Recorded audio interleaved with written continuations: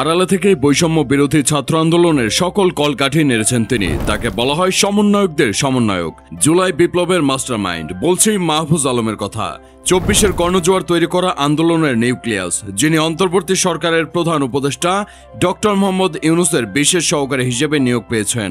তার নিয়োগ প্রাপ্তিতে অনেকেই চমকে গেছেন। বৈষম্য বিরোধী ছাত্র আন্দোলনের সমন্বয়ক হাসনাত আবদুল্লাহ, সার্জিস আলমের মতো জনপ্রিয় পরিচিত মুখ থাকতে একদমই অপরিচিত একজনকে কেন এই পদে নিয়োগ দেওয়া হলো? কে এই মাহফুজ আলম? এমন নানা প্রশ্নে সয়লাব গোটা সোশ্যাল মিডিয়া। চলুন বৈষম্য বিরোধী ছাত্র আন্দোলনের তাত্ত্বিক নেতা মাহফুজ আলম সম্পর্কে জেনে নিই। জুলাই মাসের শুরু থেকে কোটা সংস্কার আন্দোলন রুখতে ঘাম ছুটেছে শেখ হাসিনা সরকারের। ছাত্রলীগ কিংবা রাষ্ট্রীয় বাহিনী দিয়েও দমন করা যায়নি এই আন্দোলন। নাদিম ইসলাম, আসিফ মাহমুদ, সার্জিস আলম সহ প্রধান ৬ সমন্বয়ককে ডিবি হেফাজতে নেওয়ার পরও পালিত হয় একের পর এক সফল কর্মসূচি, যার ফলে আন্দোলনের রূপরেখা কে কোথায় বসে তৈরি করছেন তা খতিয়ে দেখে একাধিক গোয়েন্দা সংস্থা। কিন্তু ইন্টালেকচুয়াল এই তরুণের অস্তিত্ব ছাড়া গোয়েন্দারা পর্দার আড়ালের ব্যক্তিটির পরিচয় জানতে পারেনি। গোয়েন্দা সংস্থা অনেক খুঁজেও ব্যর্থ হয়।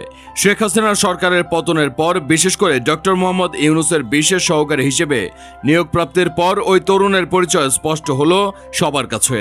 সচিব পদমর্যাদায়, বেতন, আনুষঙ্গিক সুবিধা সহ নিয়োগ পাওয়া মাহফুজ আলম বৈষম্য বিরোধী ছাত্র আন্দোলনের লিয়াজো কমিটির সমন্বয়ক। তিনি ঢাকা বিশ্ববিদ্যালয়ের আইন বিভাগের ২০১৫-১৬ সেশনের শিক্ষার্থী।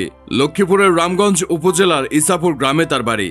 ব্যক্তিগতভাবে খুবই চুপচাপ এবং অন্তর্মুখী স্বভাবের মানুষ মাহফুজ আলম। তিনি থাকতেন ঢাকা বিশ্ববিদ্যালয়ের জহুরুল হক হলে। এই হলের একাধিক শিক্ষার্থী জানান, কোটা সংস্কারের মাস্টার মাইন্ড মাহফুজ আলম প্রায়ই হলের পুকুর পাড়ে বসে একাকী সময় কাটাতেন।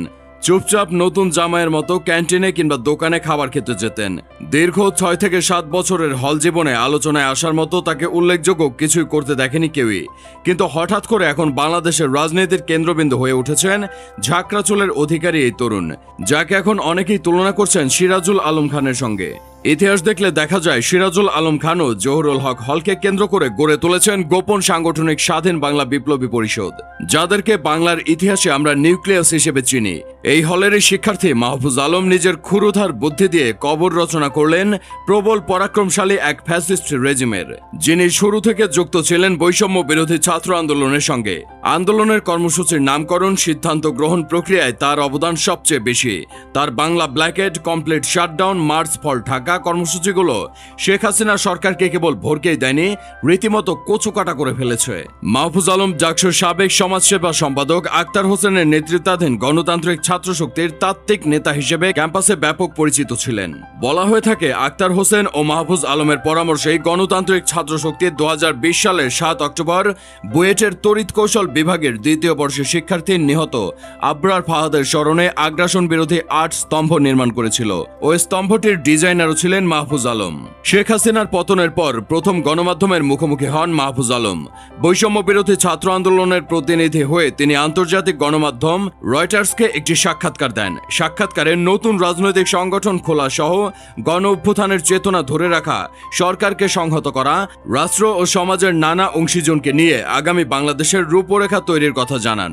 সাক্ষাৎকারে তার বক্তব্য ভুলভাবে মিডিয়ায় আসায় ব্যাপক আলোচিত হয়েছিলেন তিনি।